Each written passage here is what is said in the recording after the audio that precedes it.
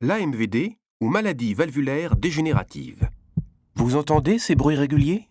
Ce sont les battements du cœur d'Idole. Là, vous voyez?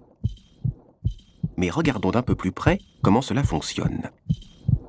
Une circulation normale se fait en plusieurs étapes. Le sang, ici nos voitures, arrive au cœur et s'accumule dans l'atrium, une sorte de sas d'attente fermé par une porte ou valve.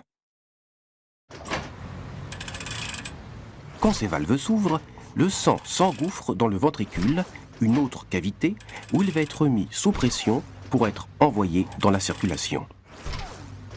Les portes sont parfaitement étanches, une seule direction possible. Ce trafic, dense et fort bien organisé, permet le transport d'oxygène, d'eau, ainsi que de nutriments.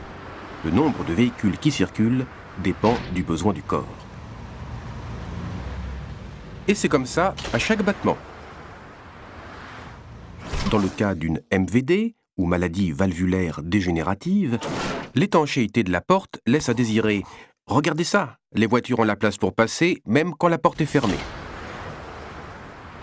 Et sous la pression de la contraction du ventricule, trop pressées d'avancer, elles prennent la mauvaise direction. Forcément, ça pose quelques petits soucis de circulation. Les véhicules sont complètement perdus et certains reprennent le sens inverse, ce qui a pour effet de créer un embouteillage dans l'atrium.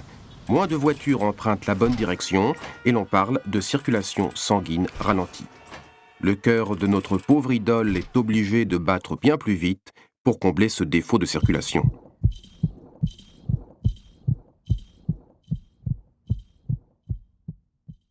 Voyez comme il fatigue. Et le temps passant, il se prend à tousser. Voyons pourquoi. Le bouchon créé en amont rend la circulation difficile. Pour alléger le trafic, on évacue les camions qui vident leur citerne d'eau en direction des poumons. C'est ce qu'on appelle l'œdème pulmonaire. Ce qui provoque une toux, pas forcément très forte, mais répétitive. D'autres symptômes vont ensuite suivre.